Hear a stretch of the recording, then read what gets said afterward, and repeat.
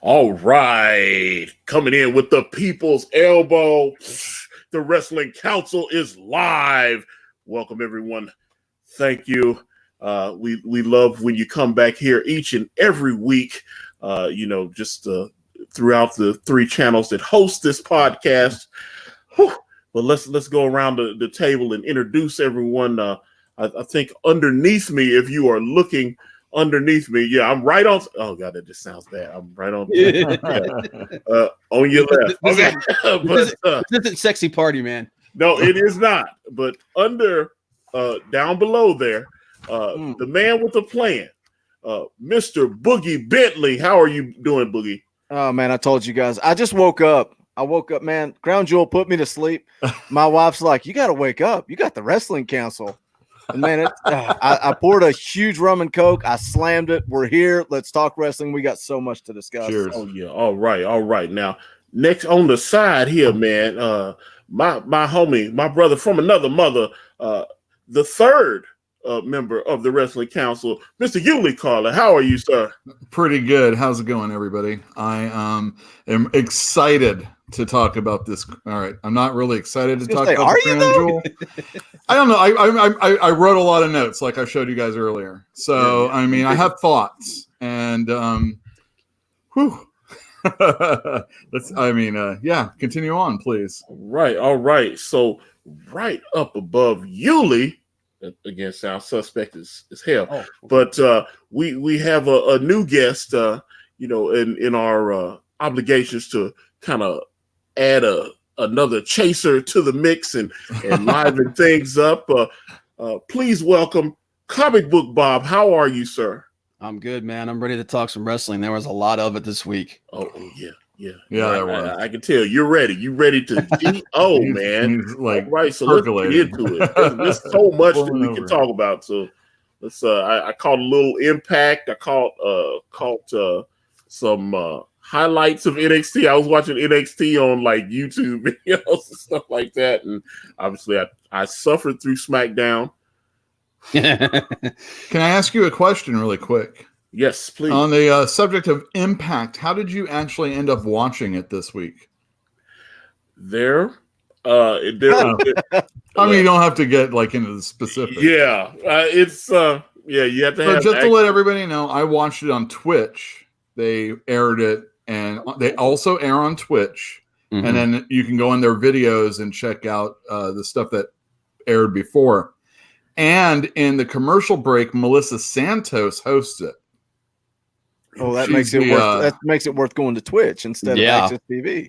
Melissa Santos was very in character and I think she's convalescing right now.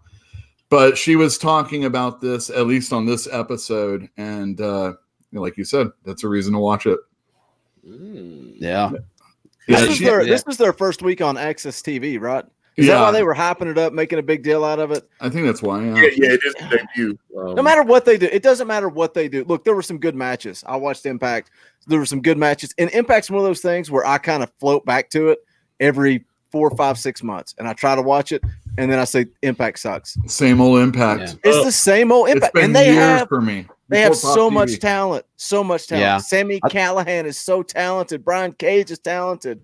There are a lot of talented cats. Yeah. And they actually – I would argue that they actually have next to NXT, they have the best women's division. Yeah. Well, let me get in. They have a better division than AEW. Go ahead, Ian. Yeah. Well, but I saw. I don't know if this makes a difference, but I saw their it's Bound for Glory is coming up, and they're actually as some kind of retro thing. They're actually going to call it TNA Bound for Glory just for. I guess it's an anniversary thing or something. Yeah, I think they were talking like the Young Bucks were actually talking about maybe making an appearance on there because of it being an anniversary.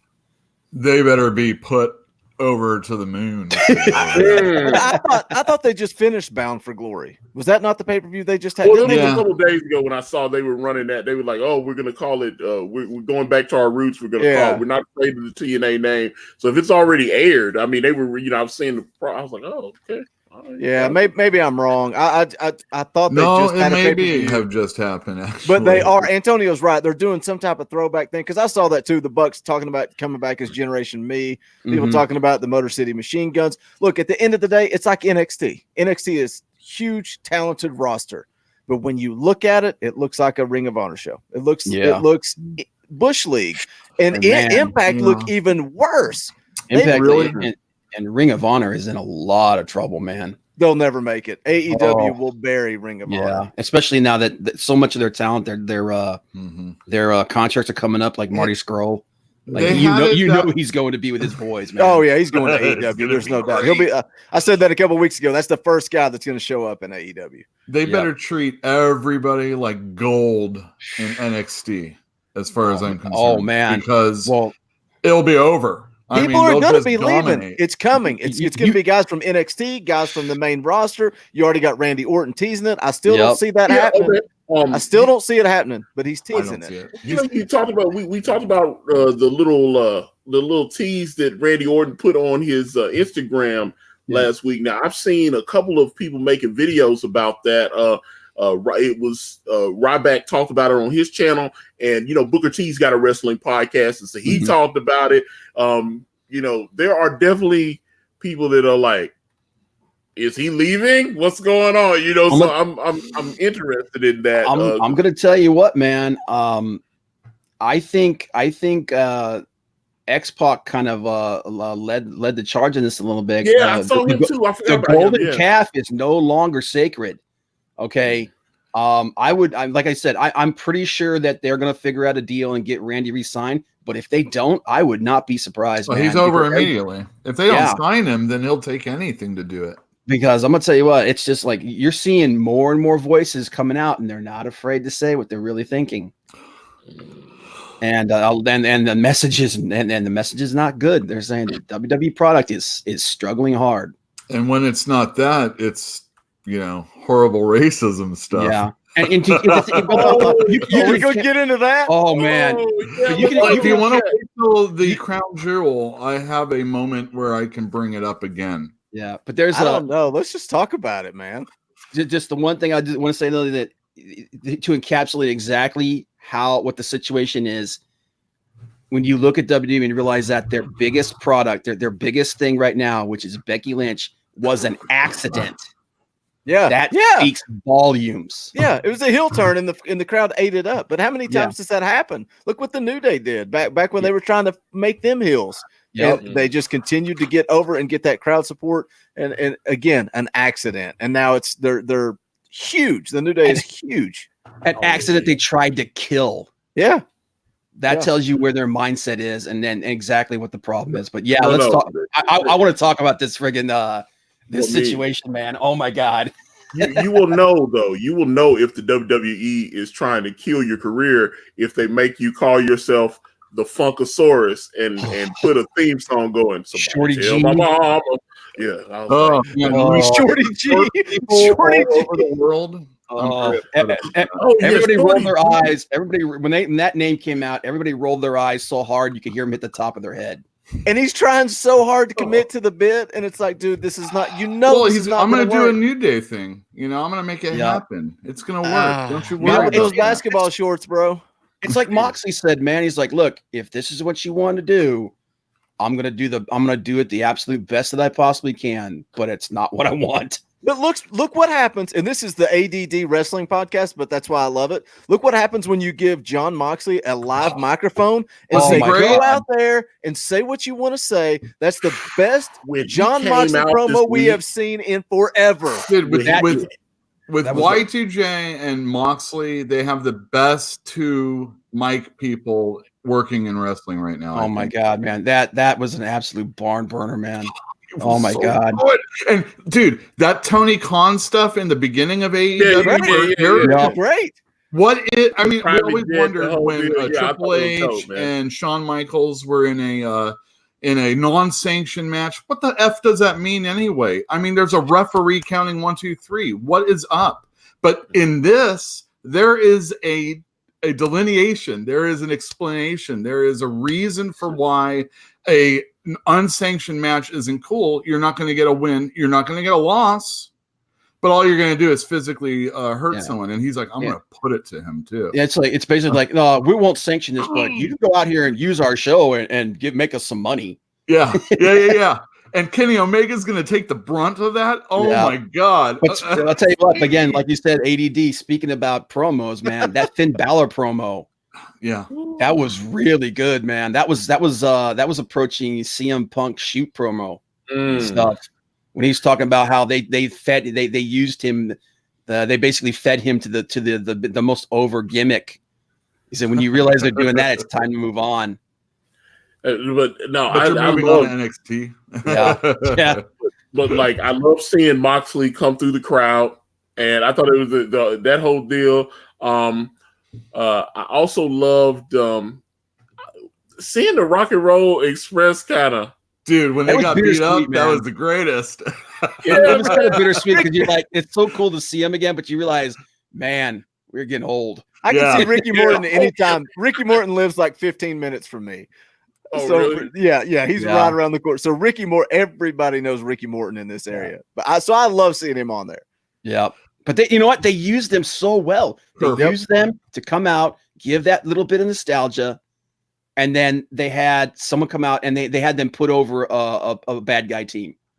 Yeah, sure. Get some more heat for the. That's a great way to use them. Yeah, perfect. The only thing that would make it perfect for me at this point is if they got DDP to do commentary. and did you guys think the AEW commentary was better with Shivani out of the picture? Yes, and I'm not hating on him. It just goes back to what we said from the beginning. You got two play-by-play guys and one color guy, and they're kind of trying to find their place. But when Shivani was gone and it was just JR and Excalibur, I thought it was the best commentary they've had since they started. It was just me because I was like, "Oh God, this is so much better." No, man. I've been ragging on them for the last few weeks and stuff, and they've got the memes. They've got because Tony Schiavone's actually been like people have been tweeting like old guy memes at him, and he tweeted out the one where it was what the two old guy Muppets and then Excalibur and he hears it. He knows how old because like I said, you know what was I think it was the very first Wrestling Council. I talked about the fact that he actually dyed his hair and dyed his beard and stuff trying to look. I was like, come on, Tony. But I think they're just trying to find their voice. I liked how perfect it was that Shivani was doing like an old WCW gimmick kind of thing where, you know, he's interviewing the guy as they're traveling. Yeah. That's what they need to use him with. They reshot that Halloween bit from like 1993 too, you know, where it was the same because, on Twitter, they were showing the photos from like the 1993 WCW when Tony was still he was like 30 or something. I mean, he was young, you know. Yeah, and clean shaven, just looked real young, and it's the same kind of setup. I thought it was dope though, but they were in Charlottesville, and they're in West Virginia, and I know they're going to be in Charlotte, North Carolina. I should be going to that show, man. It's like 3 hours from me. Can you imagine if they somehow worked it out, and that show opens up with Flair coming out? That would my God! Flair, but I mean, he signed. You know, he's got that legend. He signed with WWE, but still, man, can you imagine? He's like, Jericho had a Legends contract. He got out of his Legends contract. So yeah, they had the Legends contract. So let me see. But but they wouldn't allow something like that because it's an active, competitive environment. So. Right. Why are we talking about anything but the Shockmaster? Yeah, $5 from Brian Chris got out. Super chat, thank you, sir. But the Shock. But poor Tugboat. That whole scene with the Shockmaster was like staged horribly. There was like Sting he had his back to everybody. I mean, it would never happen in a WWE ring. Would not have mattered had he not fallen down. Even still, that's why it's as big as it is. He fell on his ass. Let me ask you, what's worse, the Shockmaster story, the multiple Sting story, or the RoboCop story? RoboCop was pretty bad. Oh God! at least Tugboat was a real wrestler. I mean, God, dude, I remember that thing with friggin' RoboCop coming down. I'm like, are you kidding me? Dude, I paid for that one. I was like, oh, I gotta get this one. One of That was crap. Me and my guys, we actually we used to buy all the pay-per-views and we go to my buddy's house and watch them every month. We were just like, that's the first time I was like, I want my money back. I'm trying to remember with Shockmaster, what's that? Fred Ott, I think one in his godson or something in AEW. I thought they mentioned him on one of the broadcasts a couple weeks ago that Fred Ott was the guy's godfather. So I'd have to look it up. I wish I remember because I didn't. Yeah, I could have swore his his godson or his nephew or something is wrestling for AEW right now. So I was like, you know, another old school thing that AEW did was a very good contract signing. And I thought that was nice. Jericho didn't flip the table. He joked about it. And then after the signing, you know, you find that his brother's getting beat up in the back, the back. Yeah. And they've built this pay-per-view that they're coming to beautifully. I mean, the Bucks have a reason to fight somebody. Not only did they they beat up the Rock and Roll Express, but they've been interfering with their stuff and all that, whatnot. You got Moxley and you got Omega. You got the main event match. I'm sure you're going to get a tag match. Hangman versus Pac Part 2. Oh yeah, exactly. All of that. They have done a really good job, and ever since the beginning, you know exactly who the good guy is in the situation. And the only difference is maybe in that Moxley situation. He's the Stone Cold. But I really appreciate this whole thing that they're building too. Yeah, and the best part is it's not taking 6 hours to do. They get right to it. It's everything is streamlined. It's like the wrestling is first. This stuff is secondary, and we're not getting these. And that's the another thing that I think WWE needs to ditch is these 3-4 month long storylines. Your roster is so big. You got so many people that you can use to put on amazing matches. Like Seth should be feuding with people like Andrade and AJ and Cesaro. These people who can go with him. Like here's the best women's match you're ever going to see in your life: Shayna Baszler versus Becky. That would be nice. Yeah. Holy crap, man! You've got that kind of talent, and every freaking week it's the same 4 or 5 people. WWE, like we were talking about before the show started, WWE with the depth of the roster that they have, with the production value money that they have, with the money that they have, with the marketing machine they have, they should not be coming in second to anybody. Well, and it's that WWE format, and I thought SmackDown was horrible. SmackDown was a train wreck. It was awful. The ratings were awful. The show was awful. I thought there were some good matches on Raw. I thought they gave guys time to have good matches. You had Becky Lynch and Kairi Sane to open the show. That was a great match. I thought that was a good match. I thought R-Truth and Buddy Murphy could have been a good match, but then it's typical WWE. You throw that 24/7 crap out there. Look, the 24/7 title can be fun if it's done right. The problem is it's WWE format where we send these guys out, they run in circles and they do stupid stuff that takes away from a good match that R-Truth and Buddy Murphy could have had. Drew McIntyre and Ricochet, great match. But didn't they just wrestle last week? Well, they did the 20. I saw they did the 20. What was it, about the week before or something? The 24/7 match. I think it was about 2 weeks ago, where they they had the match on the plane or something. They had the 24/7. It was the one where that was a while back actually. It was one of the internet videos they did where he got pinned by Jinder on the plane. Jinder did the thing where he was asleep and they put the thing on. He put a blanket over top of himself so he wouldn't be seen and everything. And then, but R-Truth was there and he saw him. So see, I think all that's funny. I think all that's great. And that's exactly where it belongs, on the internet. Exactly. Get it off television. Yep. But that's where it belongs. And that in fact, I said you should have just called this the internet championship. Sure. The 24/7 internet title. Interesting. Yule, what are you doing? Are you typing a research paper? Sorry. I'm here. I'm like click, click, click, click, click, click. But okay, I'm trying to post. I'll try to steer us back into the direction here. Let's talk about Crown Jewel, guys. Oh man, really? Now we were having so much fun. Impact first. But I know what that show I think emphasizes exactly the problem that there's so much talent at WWE, but it's just booked so friggin' awful. How much, if some of these guys and girls move to AEW, people would love them? Oh my God! But they just don't get that opportunity. But even still, man, typically when you see a WWE pay-per-view, they get that opportunity to go out and wrestle. But when you're talking about Crown Jewel, you're talking about guys like Cain Velasquez, Classic Caraway. I know you're in the chat. I told you there's no way Brock Lesnar is dropping the title in this match. No, and then I also told you that Tyson Fury is not going to come in and do a job to Braun Strowman. You knew it was going to be a knockout. So that's 2 matches that you knew the way they were going to go. And then you got this tag team turmoil match that, sweet Moses, it's a wonder I didn't fall asleep then. There's 42 teams.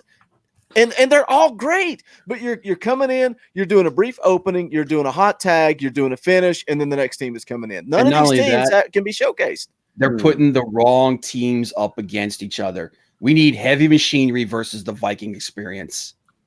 Oh, I want to see the monsters go at it. These teams are just, like you said, they've got some good tag teams. They're just booking them wrong, and it sucks. It's like what happened to the old days, man, with the LOD and the Powers of Pain, hey, we've got the Authors of Pain. Oh my gosh, they've been talking for 42 weeks. See, that's the thing. I think those guys, the Authors of Pain are coming back, and that's who's going to be feuding with the Viking Experience. But Authors of Pain are legit. There used to be a group called the Powers of Pain that was the Warlord and the Barbarian back in the days of Bobby Brain Heenan. Oh, you done went way back. Okay, yeah. OG, baby. Yeah, they were also in that movie with Dirk Benedict. Yep. But yeah, I mean, like you have the talent there. There is ability there. You just don't book it right. And that's like I said. With the talent they have there, every single show that WWE has could be an absolute 5-star. Absolutely. 100%. And it's just the same crap over and over and over again. Well, what's the point? What's the point of a tag team turmoil match to determine the best tag team in the world? I thought that was the point of the tag team title. Oh, don't say that. You're going to jinx it, man. There's 2 of those. You're going to bring back the Omni, Shane. So stupid. It's so stupid. Best wrestler in the world? Well, that's your heavyweight champion. Best tag team in the world? That's your tag team champions. But we're creating this stupid trophy so we can go and make all this money from whatever company in Saudi Arabia. The whole point that they're over there to begin they need with. something to. I thought it was the royal family, actually, wasn't it? Isn't it the royal family? I don't know what it's one of the Saudi princes. Yeah, that's what I'm saying. They caked up over there. Yeah. Boogie, did you think that the title was going to change at the end? No, I'm just saying it's stupid. Why do we need a trophy? This is the first time something important has happened. Has happened at the Crown Jewel event, as far as I'm concerned. What do you mean? With the tag team match? No, with the main event. Oh, yeah. Right. Yeah. I didn't think that was going to happen because it never happens. It's a glorified house show, right? Right. That's exactly what it is. I think it had to happen, though, because of all the fallout from People were so pissed. People were so freaking pissed. And I find it funny. The other thing is, as far as production valuation, is nobody listening to when everyone was talking about how the red just made everything hard to see and it was just awful? So they do it again. They were like, they do it again. I couldn't even see, but like just a moment of the ref's arm. Well, look at AEW. This is what I like about AEW. They tweeted out this week talking about a major announcement. Major announcement coming at 12 o'clock Eastern Standard Time. Tune in. And then like 5 minutes before, 5 minutes, big announcement, huge. Everybody's excited. What's going to happen? 12 o'clock. We're returning to Jacksonville. And then immediately, Tony Khan doesn't even just go to the social media guy. He puts him on blast on Twitter and says, hey, we need to quit creating this false excitement for our fans because not all of our fans are in Jacksonville. So we don't need to be making this a major announcement. We just need to make the announcement. Yeah. So now we're going to go back and we're going to make it right. And we're going to come out with something big for all of our fans. They're listening. AEW is listening to everything that we say. And that's the thing, and that's one of the 2 things I think that AEW, like I said, WWE is still like the biggest promotion in the world. But there's 2 things that AEW are doing better than they are. The matches that they book are exciting and they're fresh and they're constant, and they are actively engaging with their audience, with their fans. And those are logical. Yes. For the most part. Now, Now it's somewhat understandable that WWE isn't quite on that same level as far as audience and fan engagement because of how big they are. They're this massive corporation, but they have an element that can do that for them, and that's NXT. And NXT is doing that, and they're not listening. And that's where WWE is failing on that front. Did anyone care about the Rick and Morty? Because the little, I thought that was one of the big dumb. things. When they used the perfect people to do that. They had 3 jobbers, they had the best friends, and then Orange Cassidy. If you're going to do that kind of crap, you relegate it to people that are just, fun for the audience. Yeah, I don't like the Rick and Morty crap, but like Yule said, it's the perfect team. Yeah. The best friends in Orange Cassidy are everything that's right about professional wrestling. Yeah. Have you seen any of Orange Cassidy's earlier matches, like back in like Chikara and stuff like that? Yeah. Yeah, or maybe it was more like Dragon Gate. Anyway, he even does the flop stuff a lot more than he even does in AEW. They're using the gimmick guys the right way. It's just like we were like a couple weeks ago. We were talking about the whole Marco Stunt stuff. Yeah, They know. Look, this isn't this. We're not taking this seriously. We're not going to make him come and bring him out here, and he's going to take out one of our top guys. It's entertainment. That's what this is for, and we're not going to take it. We're not going to take it real seriously. We're not going to over push it. We're not going to overblow it. It's just here. Everybody laugh and let's move on. How great Rick was and Morty it? Is awesome. The spot where Orange Cassidy comes in, throws the kicks or whatever, does the drop kick. His glasses fall off, and the referee picks him up and puts him on for the hug and the dive. I love it, man. I used to hate stuff like that, but now there's a time and a place for everything, and I think AEW gives you that variety across the board. Yeah. Do you get that WWE, more from it's having a format. wrestled? I'm sorry. Do you get that more from having wrestled? Yeah. It goes back to me and my Comic Cast co-host Adam. He was a comedy guy. We broke in together. We did backyard wrestling together. We trained together. We wrestled each other 5,000 times. He always wanted to do comedy stuff. Well, I was a heel, and I couldn't wrap my mind around. I wanted to. The guy that I tagged with, we went out and beat the hell out of people. Right. For real. I told you before we go out, I'm going to hit you hard. You better hit me back hard because I'm not going to stop. And that's the way we wrestled, because I'm not going to go out and do flips and all that crap.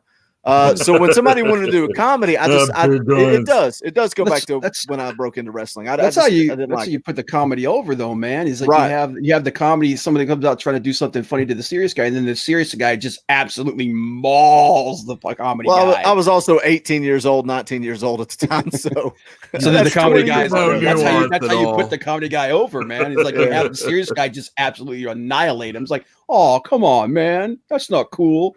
Let's get back to the crown jewel, talking about the Bray Wyatt, the Fiend. It's like Comic Book Bob said, you knew they were going that way because everybody was so pissed about Hell in a Cell. But now what do? Because you've created this character that Rollins hit his finishing move on like 8 times. He hit him in the face with steel steps. He hit the stomp on the concrete. No selling everything. Super kick off the stage. Explosions, death, murder. It was like survives 8, and wins. It was 8 curb stomps, I think. It was. So typical WWE finishing move. What do you do now? Because nobody should be able to beat this guy. Well, like Jim Cornette can't stand when people kick out on like pile drivers, and Brian Cage delivered like a bunch of them, or no, was given a bunch of them also, if I'm not mistaken. But this is like 7 curb stomps. I mean, what would a guy's teeth look like if that happened? I mean, it would look like Jason. It would look like a Friday the 13th movie. His head would be flat. Exactly. They have mishandled this character so badly. They're trying to turn him into the new Undertaker, which was an awful move, because with a dash of Finn Balor also. They moved him off the screen in there. Yeah. But maybe you do it this way and you have Bray Wyatt come out and wrestle. And then if you're following that Finn Balor format, you can do that. You can have the demon that comes out for certain matches and is unbeatable. But no, WWE says, here's the Fiend all the time.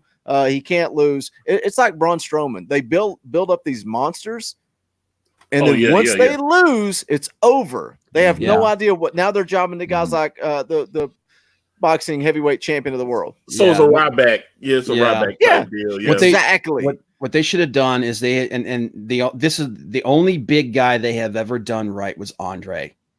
Yeah. They would bring him in. He was this unstoppable monster.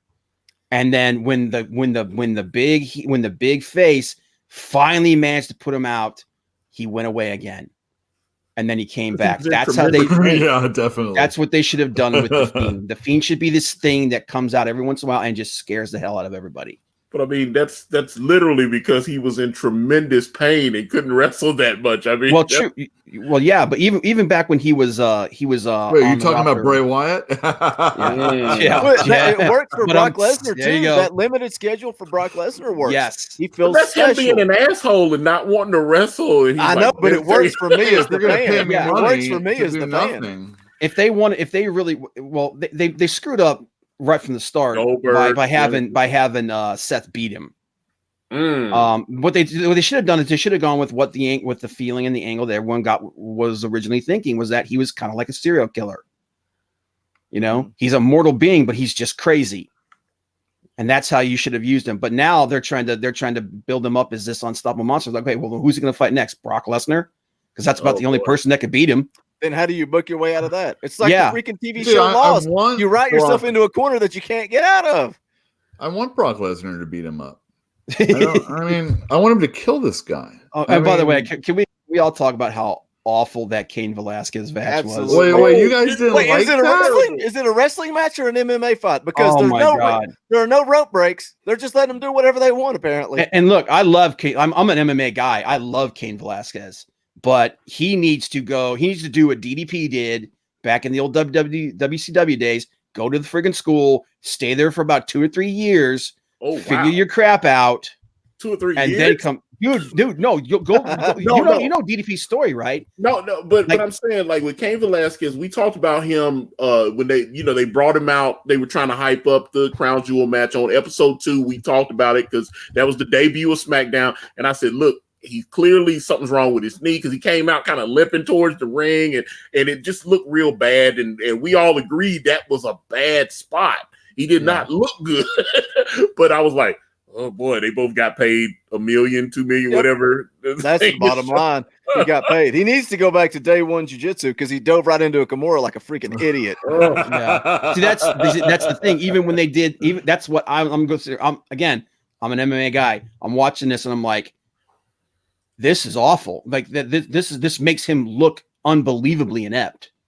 It looked like two guys trying to fake spar. I can't even say it looked like sparring. Well, not even sparring. People fight harder than that. Not even that. But when he did go for wrestling moves, that first slam that Brock did, he literally goes into the pose. He's like, okay, now come walk into me. And it's literally like he's waiting for him to put in position so he can grab him and throw him down.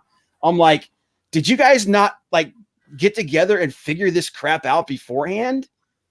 Because you can't learn to wrestle in a month. No, and I'm like, oh my god, like they needed to bring Shawn Michaels in to coach and be like, okay, we are going to script the hell out of this. I didn't hate it actually. I hated the boxing. The boxing was worse. The boxing was absolutely worse. The boxing guy, he had a little bit more heart in it. Because he tried to wrestle. He tried to wrestle. Yeah, but that made it worse. Cain Velasquez was exactly what you guys said, though. What is this, an MMA match? I mean, they used the ropes to sort of get a break, and it made it gave me an understanding on why Brock was going to be able to like handle this guy. Yeah. And what also when he lost, I'm just going to ask, was this when Brock had diverticulitis or whatever that's called? Yeah. And like he got punched in the gut. And doesn't matter. Cain Velasquez in his prime. Cain Velasquez in his prime would have beat Brock 9 out of 10 times, if not 10 out of 10 times. How dare you? He's a WWE UFC champ. Cain Velasquez was an absolute freaking beast, man. Could have been the GOAT if he could have stayed healthy. He could have been the greatest of all time. Yeah, that was and that was the biggest problem he had was actually staying healthy. Well, I thought Brock would have, Brock may not even came back to WWE if he had been able to stay healthy. Well, Yeah. and here's the thing: Or not like juice. Brock's biggest problem in MMA was his strike. Believe it or not, was his striking. He wasn't a very good striker. He was big But on when punching down. he on was the kind of like ground. he was kind of like in the same realm as Ronda Rousey. Not a very good stand-up fighter, but man, if he got you on the ground, you were done. Done. Yeah, it was a wrap. Absolute done. And not only that, but people don't realize this about Brock. And like I said, I understand the hate that he gets. That guy is a legit phenomenon as far as an athlete's concerned. Go back and if you ever get a chance, go back and check out his NFL combine numbers. They are freaking insane. Oh, the dude's a freak of nature. You don't just get an NFL tryout, it's like people saying that he doesn't deserve a shot at the UFC title. Well, he won it. He beat the hell out of Randy Couture. Yeah, how do you say you don't deserve it when you? And Randy's my boy, man. Randy was like, that's my guy. And I was like, oh my God, he just got mauled. But yeah, like it's like he's got that Viking gene, man. It's like Brock is a legit freak of nature. That's a good comment from Tracy Brown there, talking about not understanding the value in Kane because being an MMA, you're trying to get. Are you trying to get that crossover appeal? Because even if MMA fans show up, are they going to stay? I don't know that they're going to stay. And or is this all just a case of this is that Saudi Arabia show and they're trying to throw big names out there? Is that what it is? Well, if that were the case, then they wouldn't have signed him for the deal that they did because they think they signed him for like a 2-year deal, didn't they? I'm not sure. I think they signed him for a big long deal, and I'm like, well, if you're trying to put a dude over and he gets beat that quick, yeah, like, but it's also kind of like the guy who's not a wrestler coming in and having to learn his lesson, kind of like Brock on his first UFC. You know, he was pounding the hell out of Frank Mir, if I remember correctly. And then, but jiu-jitsu is greater than wrestling. Well, you know what? Wrestling's got a goddamn rope break. You know what I mean? Yeah. You're not supposed to punch in wrestling. How do you have a DQ at Hell in the Cell? Oh, God.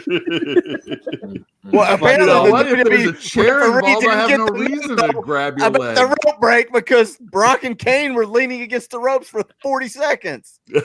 Oh my God, it was so bad. Hey man, I saw knees in there. Dirty fighting. You know what? We're doing a lot of hate here. Let's talk about some of the matches that were good.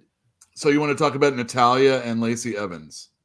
That was okay. Surprisingly good. That was a surprisingly good match, but it was also weird. It was weird. They were wearing those like really. They were those full body leotard things and internet personality. Cecil was suggesting that it'd be people in burqas fighting. I was like, this is just. I mean, this is weird. I mean, I understand it. Like, it's just like Jericho actually did a tweet. He's like, you know, congratulations on an absolutely historic moment, and he's absolutely right. But at the same time, you're looking at going, this is just feels. It feels like you're wrestling in your grandma's house. And the crowd's still chanting women's wrestling. So, yeah. And that's part of the crowd, except for when they threw bottles at people. Are they watching WWE on some type of pay-per-view network? Because if that's the case, then they're used to seeing Lacey Evans with her ass hanging out. They don't need the t-shirt. And the crowd was into it, man. Like they were. That wasn't going to happen. When they air when they air Raw, because you know it's on delay. So when they air Raw in international markets like that, do they edit those segments out, or how do they do that? I don't know, man. They're chanting women's wrestling.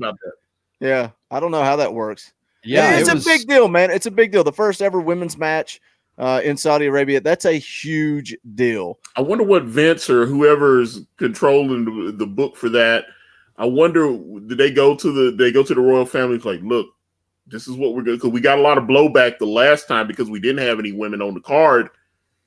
We need to do this. And I wonder who has that conversation with Saudis. That lady down at probably Stephanie McMahon and the woman who they were kissing her hand at the end of the match. But would they negotiate with a woman? I mean, like I said, a lot of those cultures, a lot of those overseas cultures, they don't speak to women like that. And women, you know, it's still old school. It's kind of like a misnomer, but like in like I think like the 60s or 70s, like mini skirts were in Pakistan, you know. Yeah. So it's only recently that like this stuff's been going on. It's more of a we're going to err on the side of caution for a lot of this stuff. But also, one thing that I do know is because I've actually talked to a couple. I know a guy that used to work for the UN. He said that when it's a big figure, when it's a dignitary, they kind of lessen the rules a little bit. You know, they kind of like, look, this is a big person from a foreign country, so we're gonna just let them do their thing. So it's one of those, like, you know, power and privilege that match without talking. You know what I'm saying? Because, like I said, the fact that when they went and they did Crown Jewel last year, that was the whole thing. The media was hitting them. There are no women. They should not. The WWE, which actually, they actually had a women's match scheduled for that. There was supposed to be one. Yeah, and they pulled it at the last second. Oh, well, wasn't this the last second deal? Because I didn't know about this until like a day or two ago. Yeah, I didn't either. Wasn't this a late? This was there was so many different things from last year's that just got switched up, and then there was all the controversy, and that reporter got Ginsu. Yeah, and it was just the whole thing was just a lot of people were wanting the WWE to actually pull out, because I know, like, John Cena, and they were all supposed to be there, and they were like, oh no, we're not going. That's actually one of the reasons why Sami Zayn got buried so bad over the next year, because he absolutely 100% refused to go. Oh yeah, because he's Syrian descent. Get punished. Oh God, they have absolutely buried that poor guy. Was that coincidental when it was Daniel Bryan, and it was John Cena. Yeah, it was quite a few, and actually I think Roman Reigns was in on that. But he was on that, and then I know he was running for county mayor in Knox County, and they were saying, oh yeah, he's gonna pull, and I was like, yeah. You didn't think that did good for him? But another match that I thought was pretty good was the AJ Styles versus Umberto Carrillo. Dude, Carrillo, like 3 matches in a row. He's done really, really well. Yeah, I mean, he reminds me of Sammy Guevara. He's a great wrestler. But what are they going to do with him? Nothing. He's got dimples. As long as he got that, it'll be great. He needs to be somewhere like AEW where his wrestling can get him over. But he's going to get buried. Like you said, he's had 3 matches, great matches. The number one talents, you know. But how many of has he won? What is he? 0-3, 1-2, something like that. I think he's 0. I think he's like 2. He's like 1 win, 2 losses. Yeah, something like that. It's not good. No, it's typical WWE. Look, I see this guy, I'm like, holy cow, this guy's amazing. And then instantly I say WWE doesn't know what to do with him. It's a waste of time to even invest in this guy. There's another one. I thought the best match on the card was Cesaro and Mansoor. Yeah, I was just comes out. I'm like, who is this guy? I don't even know who he is. No clue who this guy is. And that's another thing where I'm saying that Cesaro and there was rumors he was going to get a push about 2 or 3 years ago, and it just died because of Vince.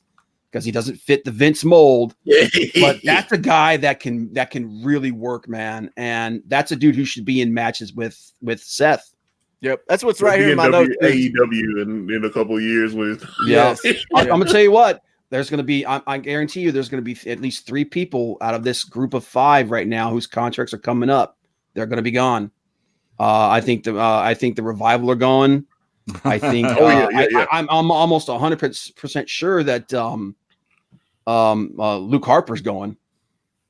Yeah, he seems like he's been pissed. Yeah, because even after they tried to put him in this push with Eric Rowan, he basically said, "No, I'm not resigning."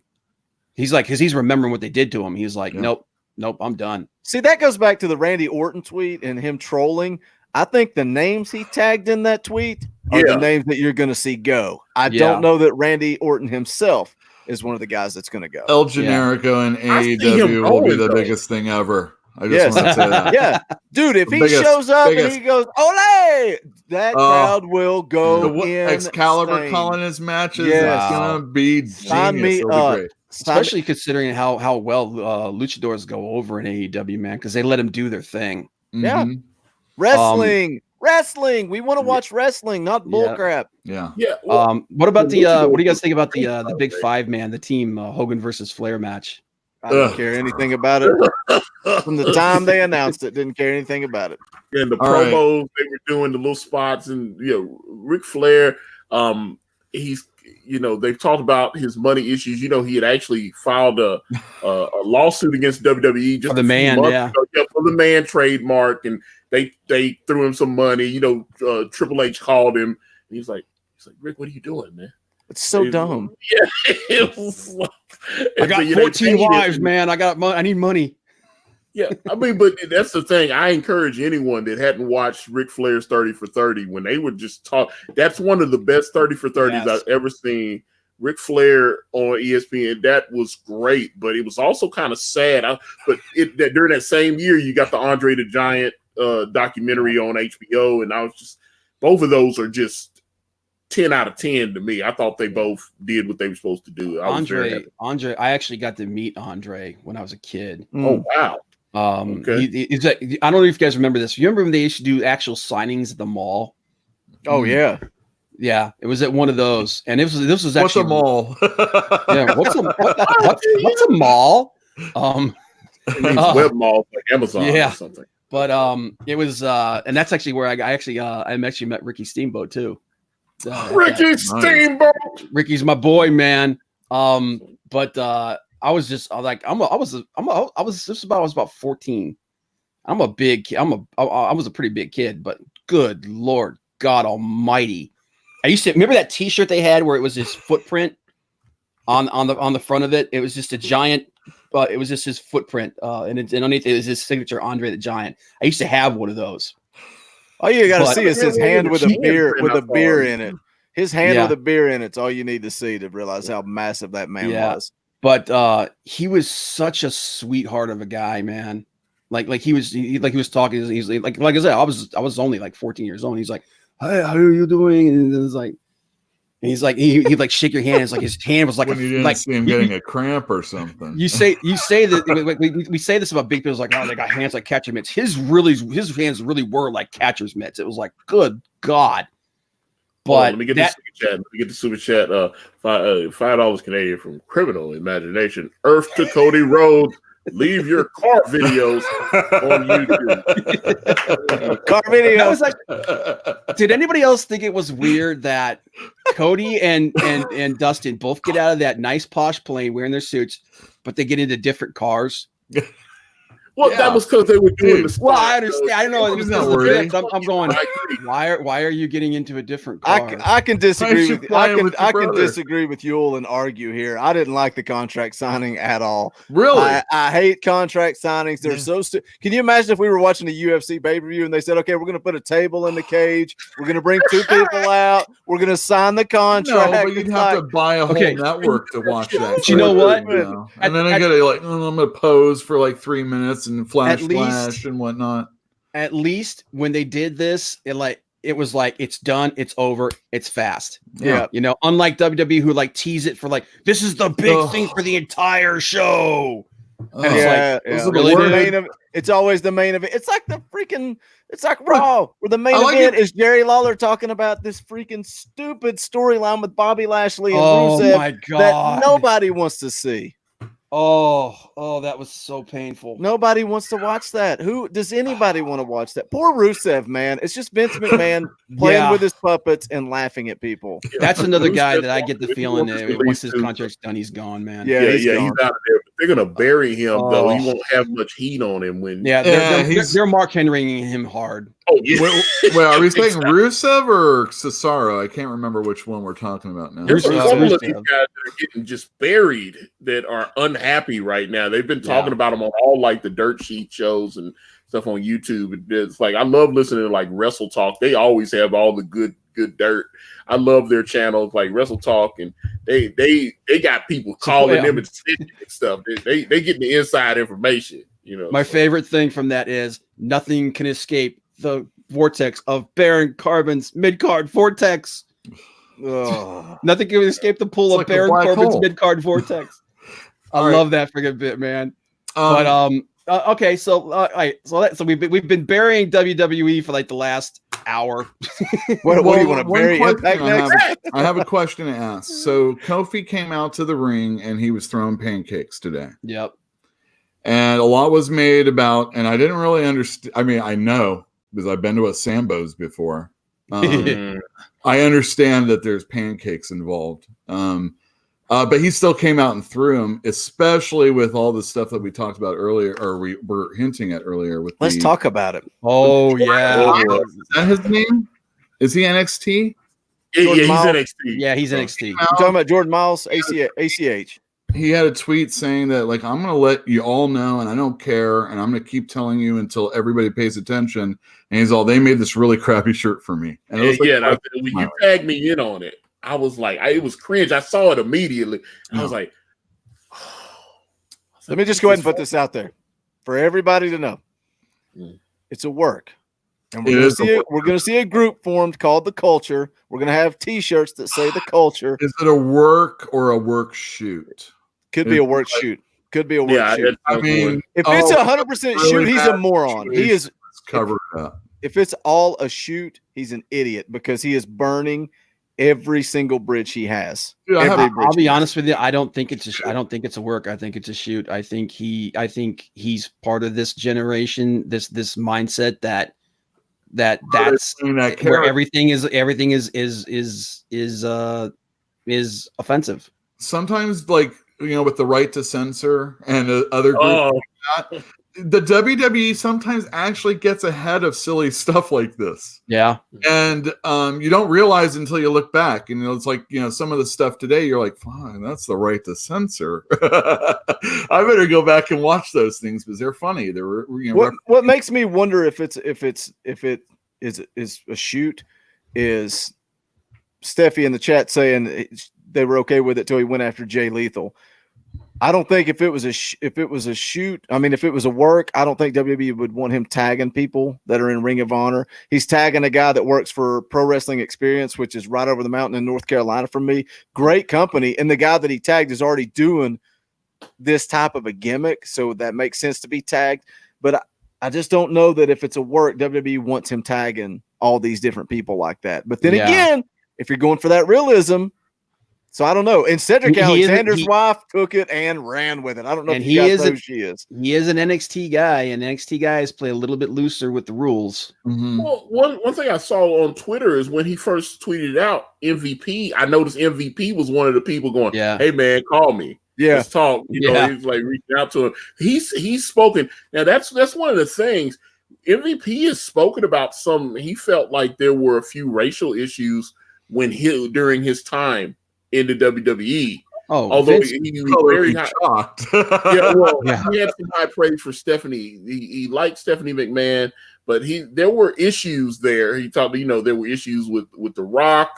Mark Henry's talked about different things. Then you got even old school guys like the late Bad News Brown when they were in WWE or when they were wrestling for Jim Crockett. Tony Atlas. Yeah, I mean it's been the same thing over. Anybody and over. remember Saba Simba? Dogs and stuff. Oh my god! Even as recent as the New Day. The New Day said stuff about it. Big Show saying that little goof. I think we all know it exists in the WWE. I just don't think this is the reaction you need to have to it. No, I don't think you need to tag Vince McMahon. I think Vince is the source of a lot of it. Sure. I think that's the problem. I've heard a few stories that Vince is, Vince lived in North Carolina for years. And he grew up in the South a lot and just traveled around with Vince Sr. And I've heard a lot of stories about Vince being kind of a good old boy. So and a lot of this stuff that's come out for you, like you said, going back for all these people, it comes straight from Vince. Yeah, like Steph and Steph and her brother and Triple H, they're not really the ones that this is being aimed at. And I think that the fact that he aimed that specifically at Vince is very telling. Well, one thing I was watching because what was it? The old show they used to have when they were still on Spike TV, it was WWE Confidential. They were showing the Billy and Chuck angle. Yeah, I remember that. And Vince did, because there was some heat. And I saw the interview where Billy and Chuck went on the Today Show, and it was kind of creepy watching it after all these years because Matt Lauer was the guy interviewing him, and oh boy, dude, have you ever see Chuck Palumbo? later on he became like he had like a car restoration show. Yeah. I think he still has it. Is it still going on? Yeah. I think it's on like Octane or something like that. Yeah. But he was on I can't remember what show it was, and he talked about that angle. And he's like, yeah, that angle had all kinds of weird in it. He's like, he's like, it's not that he's like we weren't homophobic or anything like that. It's just that the motivation behind it and all the and some of this like some of the stuff being said in the background, people were like, "Whoa!" Well, Vlad actually supported the Billy and Chuck angle. They actually. Oh yeah. Vlad was up until the end. This is great. They didn't think they went far enough from what I was hearing. Yeah. Well, it wasn't that. It's just that it's that he said that it was the feeling that they were getting from management was really weird.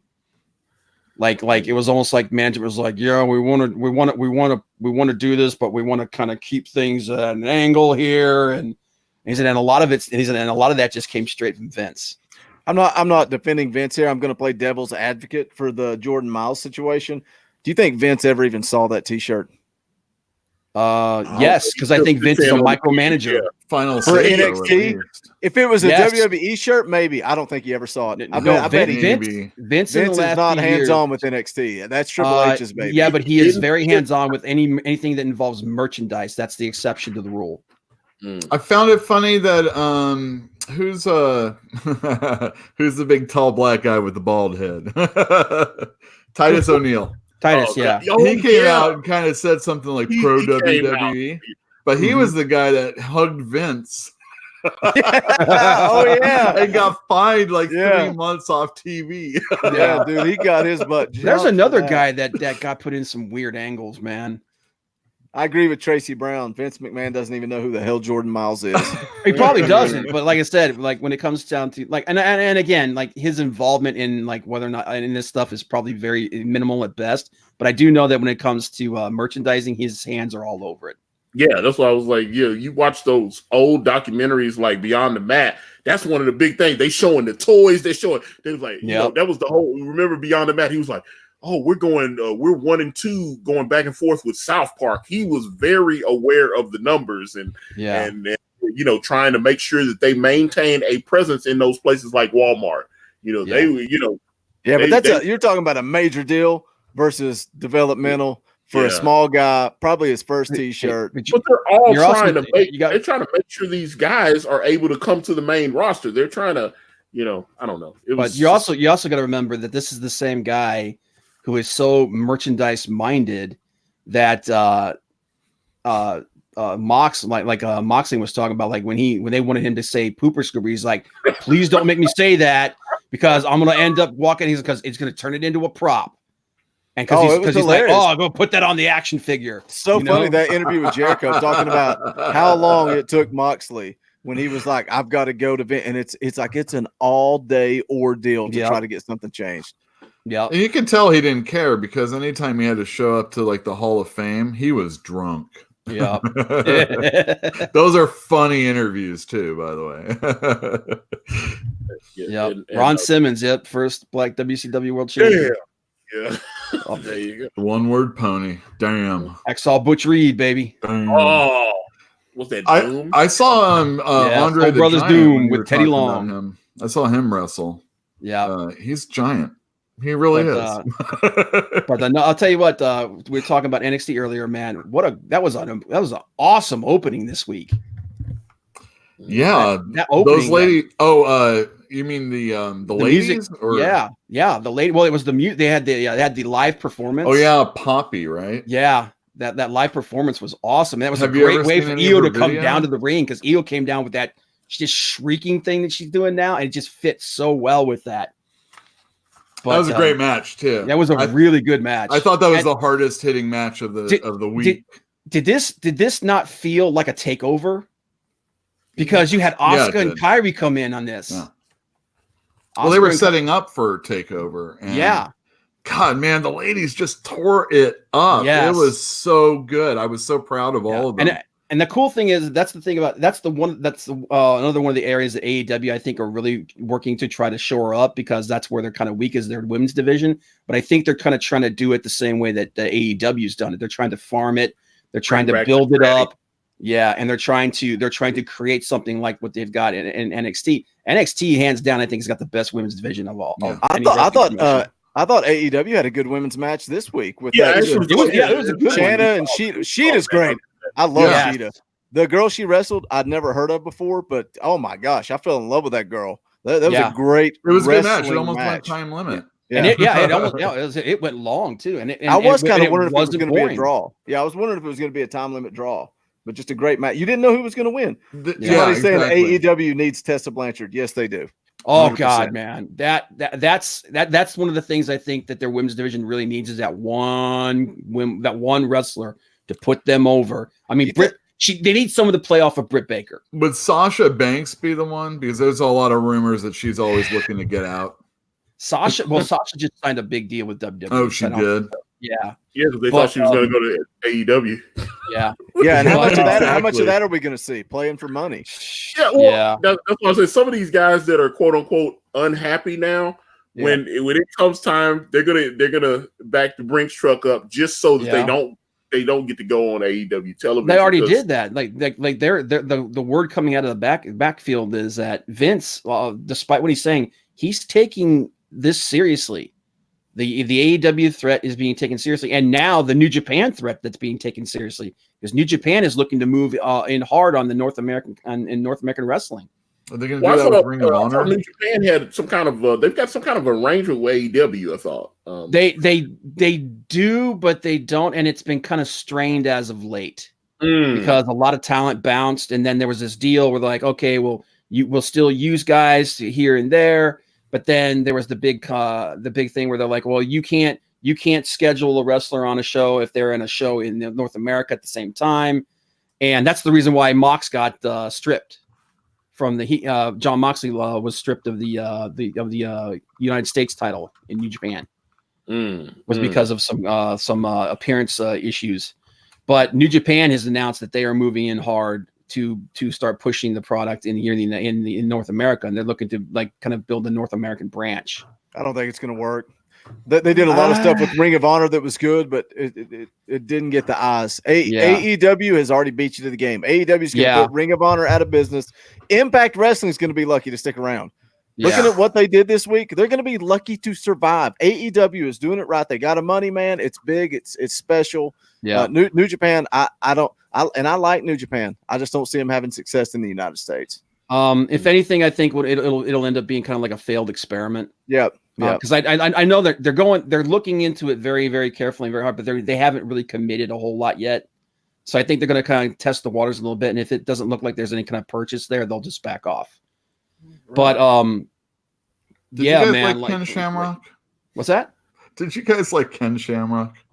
No. I think Ken Shamrock was good for what he was good for, which was talking crap and being annoying as hell. He's a dick. He's in real life, he is kind of an asshole. He looks like a really old, ripped Eric Roberts. Dude, he was jacked.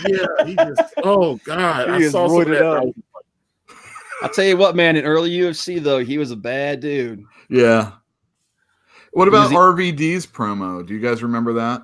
Yes. It's like, hey, just keep talking for an hour, say some stuff, and we'll go and cut it up. And then he had a couple things. He said the Young Bucks name. Ooh. And he's been running that mouth on Twitter ever since Impact aired, too. I like that he's having free now. That makes me very happy. So I love RVD, though, man. That guy's living the best version of his life. Yeah, he did all of it. One of a kind. Yeah, like, man. I was like, did you see that tweet? It was like, here's my wife and my girlfriend. Yeah. Oh my God, man. I was like, this dude's a pimp. Beautiful. And I was like, but here's the thing. I saw some of the dirt sheets were trying to shame him a few months ago because he was like taking pictures on Instagram. It was him laid out. He was like on the beach chair or whatever, and there were a couple of hot chicks with him and all that. And they were like, wait a minute. Rob was always a quiet family man. And I was like, and then him and his wife, whatever happened, relationships end. And then he was just like, you know what? I'm just gonna go on and get it in.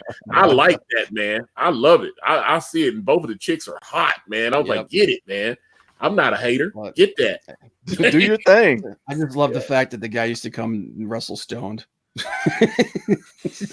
You could tell he was on something too, man. They're always on something. Yep.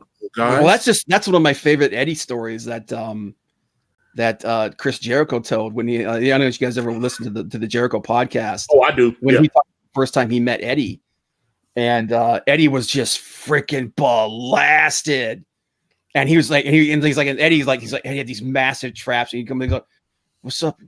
What's your name, man? You think your shit don't stink?" So then the next morning, like he's like scared the crap out of Chris. The next morning, Eddie comes out and goes, "Apparently, I said some things. I wanted to apologize. I'm so sorry."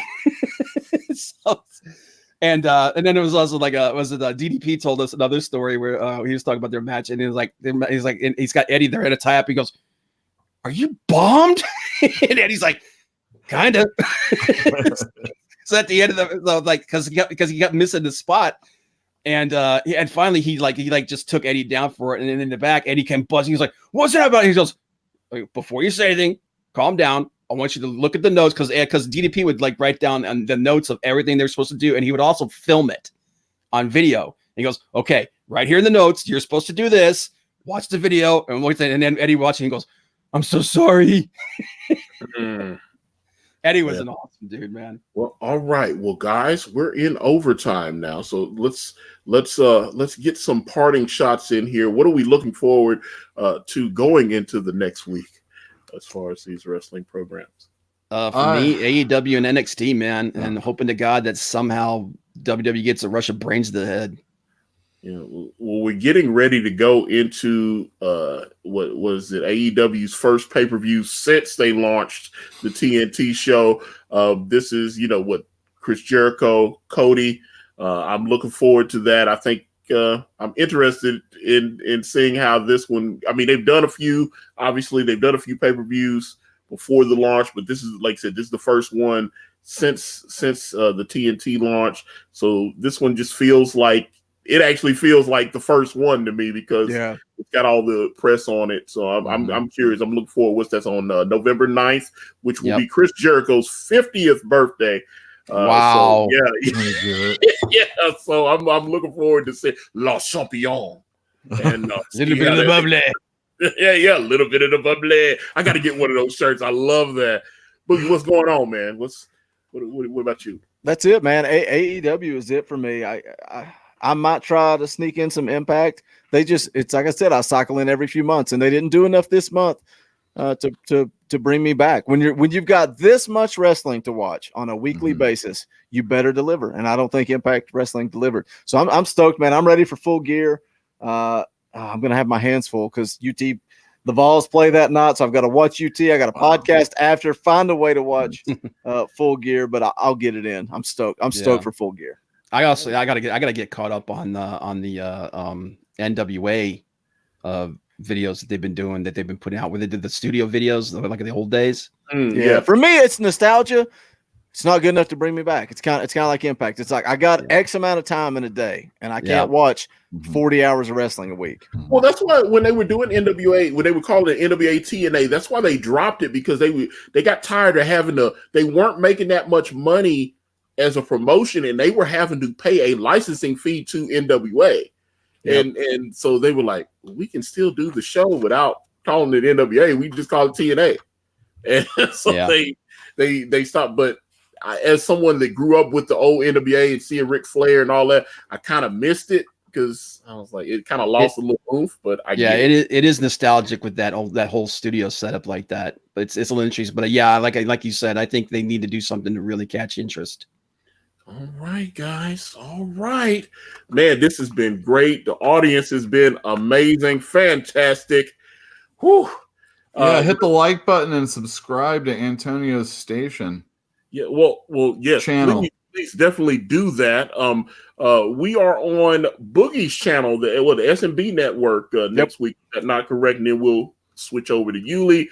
This is great. I like the way this works, where we just rotate between the channels every week, and the audience participation again been outstanding. So guys, this is I love this show. I love doing this with you guys every week. And Comic Book Bob, you have been incredible. I have enjoyed you.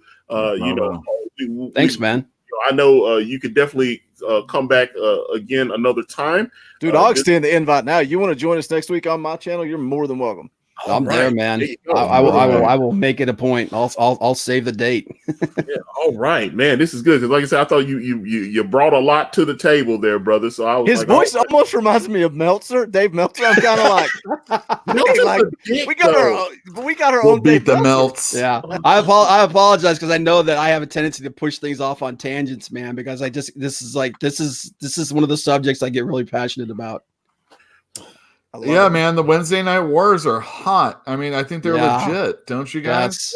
I think it's here to stay for at least a while, man. I see AEW gonna. I see if the ratings if they're stable, eventually there's going to be a second AEW channel. I think, or another broadcast. I think they want to get into position. They said, I saw the cons talking when they were about to launch Dynamite. They were saying, well, we're not necessarily. We think there's enough of an audience to go between the two shows. That's BS. We know that the audience chooses. They just know that they're in a weaker position. If they get in a stronger position, they're going to do like TNA tried to do and go head to head with Raw. We see that coming. Who doesn't see that coming? But Raw isn't even important anymore. No, really. It's still Raw. It's still the top dog, man. Yeah. And WWE is still the top where's Brock dog. Lesnar? But here's the thing. Here's the thing. The product is different enough that it's going to appeal to a different direction. And that, I think, is key. I think that's the reason why WCW eventually folded, is they tried to do WWE better than WWE. My fear, and gosh, we are in overtime, is AEW has a very niche fan base. You know, they're smart marks is what they are. Very smart wrestling fans. And if you look the way they react to AEW shows, they love it. But for AEW to make it and be able to compete, they're going to have to bring in some of these WWE guys. Will they lose that hardcore fan base by doing that? That's going to be the key, finding that balance. They'll get the right ones. Building a better fan is what they're doing. CM Punk and get it over with, damn it. That's right. That's what we're closing on right there. Yeah. 3 weeks in a row. CM Punk AEW confirmed. Yeah, I think it's going to happen, guys. Well, we're going to get out of here. Of course, check the description. We've got all the links in there, including the promo codes and outright geekery, all that good stuff. Everybody's Twitter handles. Get down with us. Obviously, come back this coming Thursday on the SMB Network. We will be there into more and more shenanigans, works, gimmicks, all that. The Wrestling Council, guys, hit them with that big leg drop. We're out.